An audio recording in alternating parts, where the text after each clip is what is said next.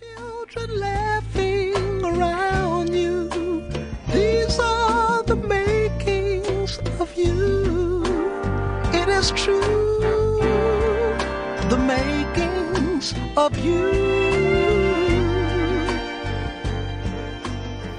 Hello everybody, this is Sherri Latae, and this is a quick testimony about my life to encourage you that you can live the dreams that you always wanted to do. Who is Sherri Latae? Well, Sherri Latae is an artist. Sherri Latae, she's definitely a queen. A queen because she's a royal priesthood because her father is a king.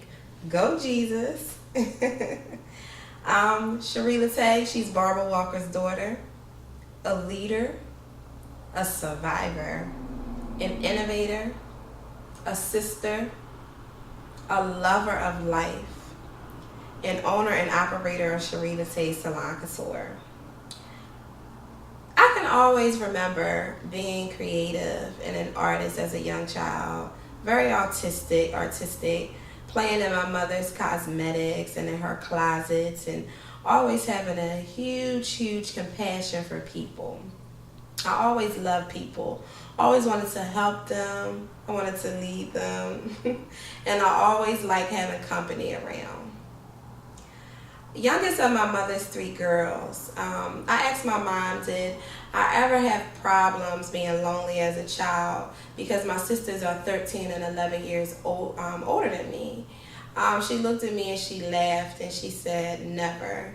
She said, because I was so creative, I always enjoyed my own time. And every time she looked up, I had a new friend at her front door.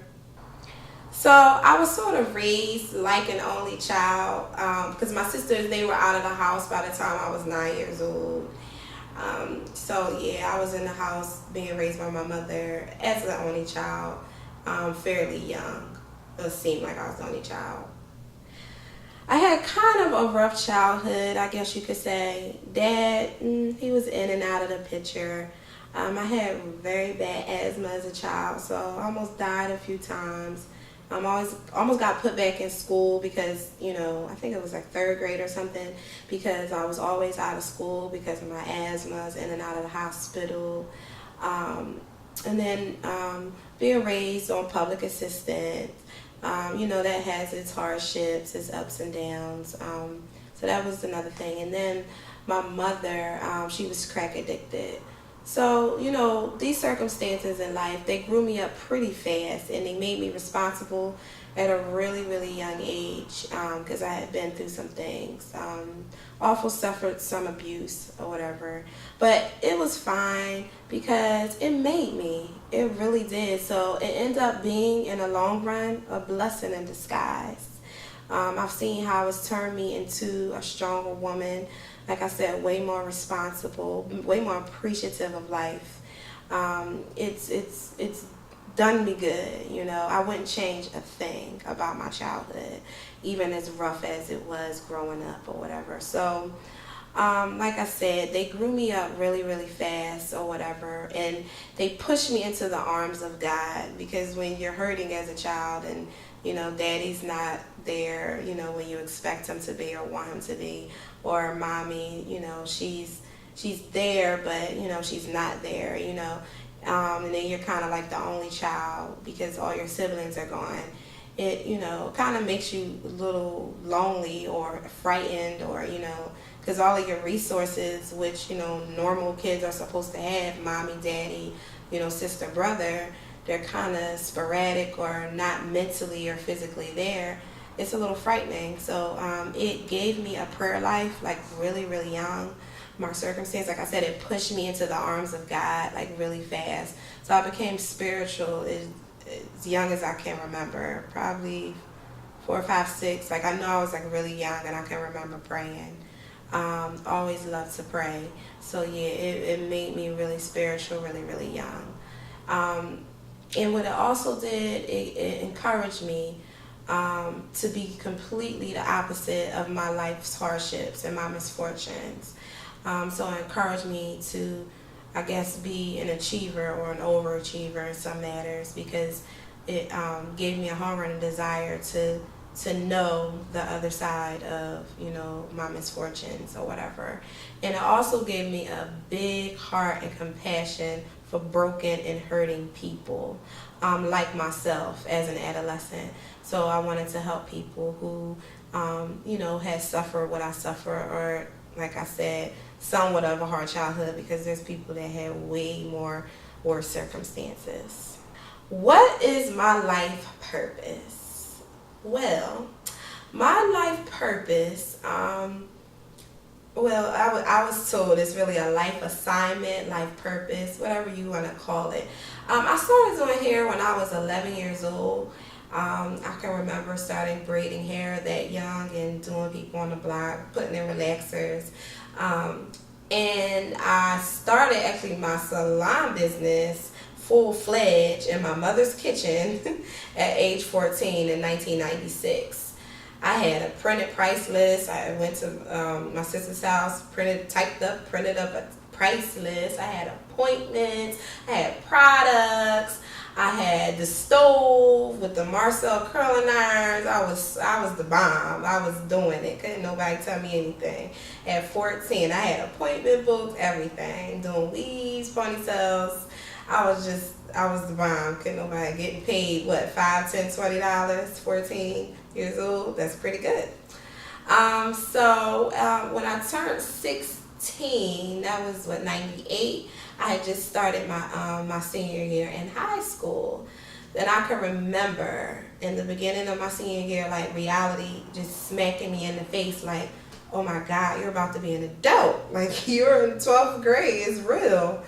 And like I said, wanting to be total opposite of, my life's bad circumstances. Had a lot of great ones, but, the misfortunes, I didn't want to follow, in those footsteps. So I can remember in the 12th grade, in the beginning of my 12th grade year, in my life becoming gripped with fear. It paralyzed me.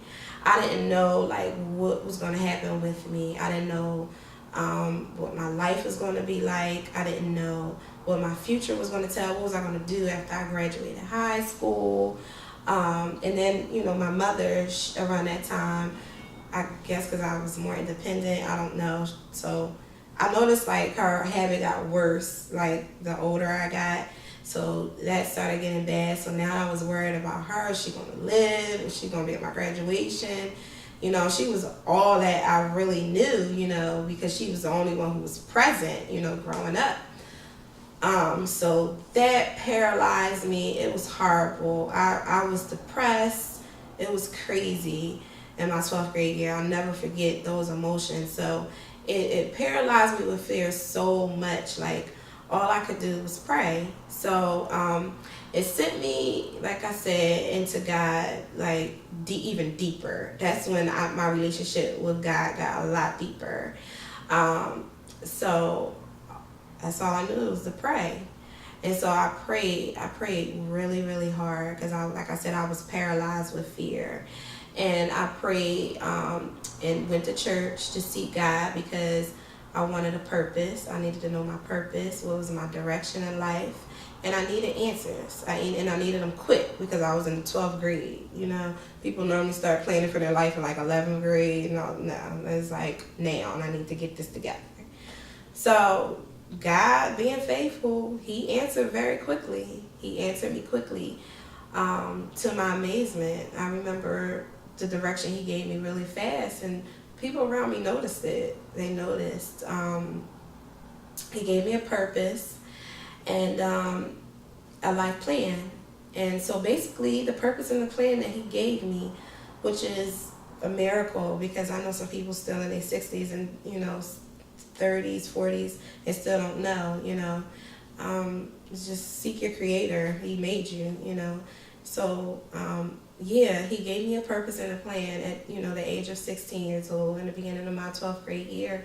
And basically my purpose or life assignment on this earth is to empower people and to inspire them, empower you guys, empower anybody, to inspire people like me, people who have suffered, people who haven't believed in themselves, people who have been down and out, people who have been neglected or rejected, or, who have been through pain, or people, period, wherever you are, to inspire and to empower people to reach their full potential, not just part of it, but their full potential, unveil their life purpose, and to live out their highest vision via God's divine love.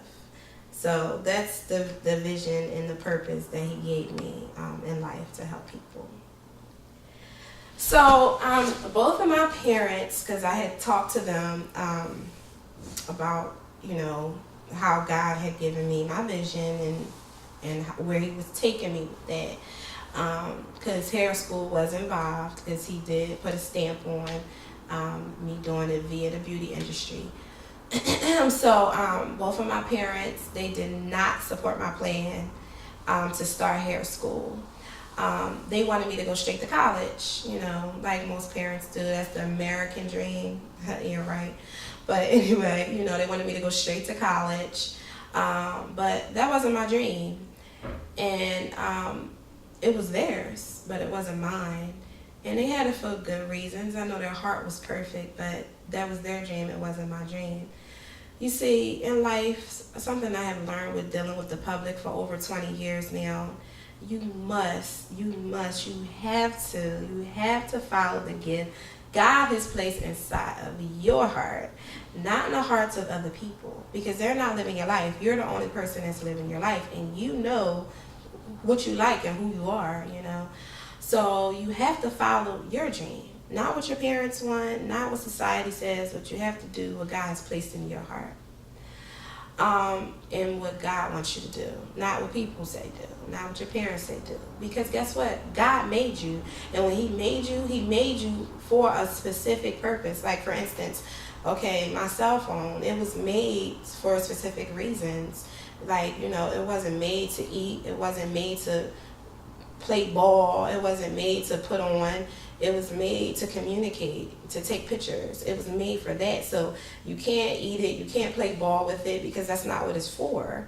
You know what I mean? Just like that telephone, it has a purpose. You have a purpose, and you have to seek the person who made you. Just like I seek Samsung,